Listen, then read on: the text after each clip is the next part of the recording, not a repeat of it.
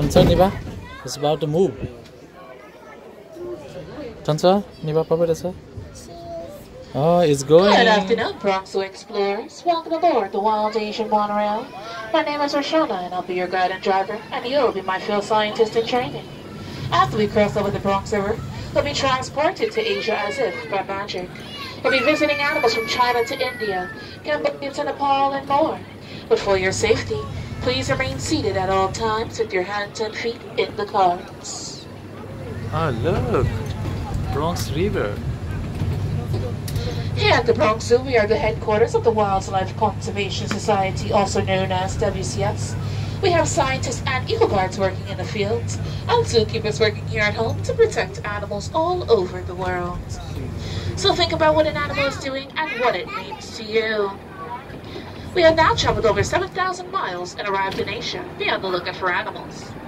This is our first meadow. This is the home of the deer, but they are on the left-hand side in the back ends of the meadow, which will be in just a little while, so no worries. If you see a spotted deer later on, those are axis deers native to India and Sri Lanka. We have bear-singer males and females with a goldish brown color. Males have 12 to 14 points on their antlers. They are also called swamp deer, as they are found living in the marshlands of India. We also have Bactrian deer. Bactrian deer are considered a subspecies of red deer, although they are not red. They are pale gray gold in color. So keep your eyes on the lookout for deer along our journey. And here is Rochelle. All behaving normally and safe. Sometimes fawns and calves are born overnight. Newborns are given a neonatal exam, which includes weighing, vaccination, and tagging for identification purposes. The Mongolian wild horse, or Shimoski horse, was extinct in nature, and they could only be found in zoos. You may spot a baby foal in our meadow, only about 5 months old, and it's a female. You may also notice they have a stockier build, shorter legs, and an erect mane. Many different ways for farming to continue in close proximity of wild animals.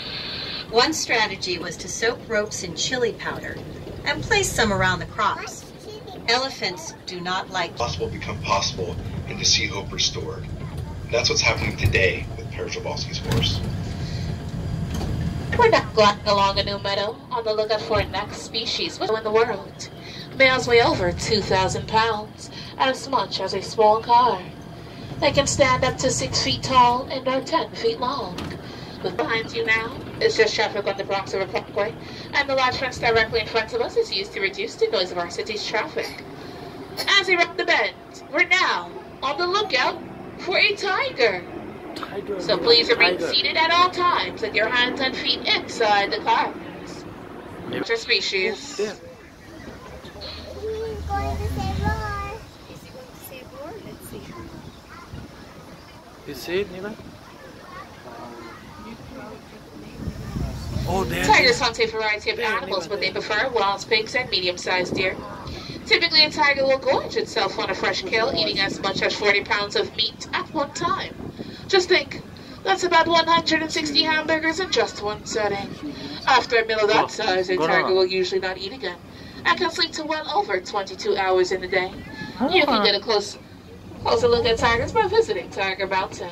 And here they are, up close and personal on ours. All down under us and in front. Large and in charge, and some would even call these the tiger's hamburgers.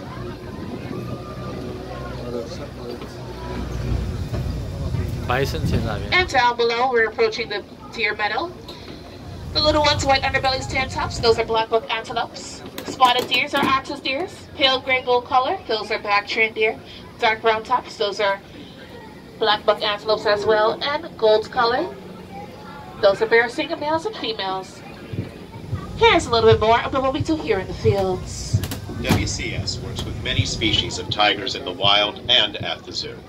Here is a note from one of our field scientists about his experience working with rangers to protect tigers in Indonesia. Hi, my name is Farul Amama. I'm helping the rangers of the National Park in doing. Well over 50 years old. There she goes. Approximately 10,000 pounds. She can eat over 200 pounds of hay each day and drink over 60 gallons of water. Behind her is her large tree-sized back scratcher and nice large pool. Here's Patty, and here's a note. WCS Dump it works right in the there, field right there, with both right African there. and Don't Asian say no. elephants. I wanna. Here is a note from our field scientists who work with Asian elephants. My name is Donny Gunaryadi, and I'm the Elephant Conservation Coordinator. Keep your eyes peeled towards the back. There she goes, roaming around her entire meadow.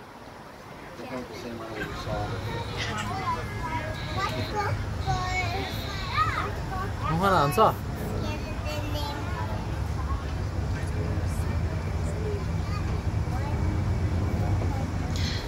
And here is a note about our rhinos. That.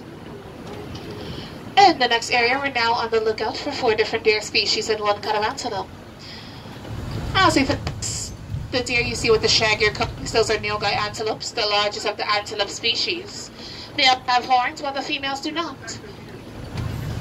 Nilgai prefer to eat grass, but they will also eat leaves, flowers, and fruits from the trees, and like to stand on their hind legs to browse as high as possible. And in the meadow there, with lots of spots on their back, that's a Formosa secant deer, native to the island of Taiwan, formerly known as Formosa. And the deer with the lighter coloration, and the one that have white and black socks on, those are the sandbar deer, the largest deer in southern Asia. Males Pakistan, to northern India, to mainland, Southeast Asia. Keep your eyes peeled.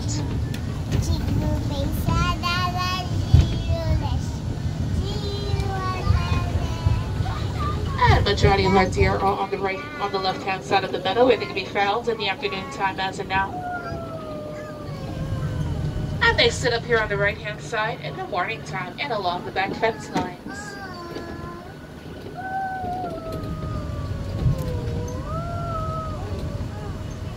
And now less than 40 pounds, China-tufted deer is normally hard to find, but luckily for you, some of them are moving around. Fence lines, they are small, brown, and bony, blending in with the trees, leaves, and the rocks. Keep your eyes peeled along the back fence lines.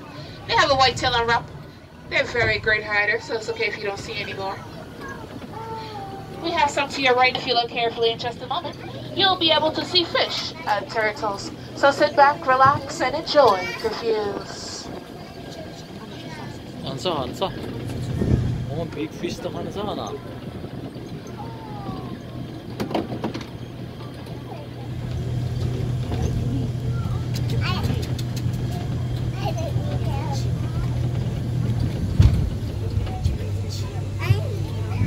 We're now coming into the home of the Malcord Himalayan tar. The rocky terrain in this area is the perfect environment for them. Both are adapted to climb rugged mountain slopes. Let's look at their horns. We have lots of baby goats in our meadow as well. They're only 5 months old. Keep your eyes peeled. If you found the horns to be curved like a corkscrew, and the animal has a mane like around its neck, that's the male Malcord. Malcord are the largest of the wild goats. The horns on a male can grow to be almost 5 feet long, while the horns on the female don't grow as long, but do have similar spirals to the males. While they primarily graze on grasses, they have been known to climb trees to reach fresh leaves. And so your left ear directly in front of you with the shaggier coating, the darker coloration, and the horns curved backwards. Those are, there he goes. That is our red panda named Lioness. Lioness is not a relative of the giant panda, but is a relative of skunks, weasels, and raccoons. But he does eat bamboo and loves to feed on leaves. When our journey is almost at an end, you have heard from some of our animal experts here in the fields and tried out some of your own scientific skills while on this ride. I hope you guys had fun on this ride today. So make some noise if you had fun on this ride. I love it. Well, we have some great things in store for you all this fall. We have the family favorite Boo at the Zoo. We have our first ever nighttime pumpkin event nights. We'll have a half-mile trail of animal themed illuminated jack-o'-lanterns where you can discover some amazing nocturnal creatures and learn about animal behaviors after dark. We'll have 5,000 cloud-foam pumpkins, photo ops, pumpkin carving demonstrations, games and treats make for a great way to kick off the Halloween season. And this all starts on September 28th at the end of this month.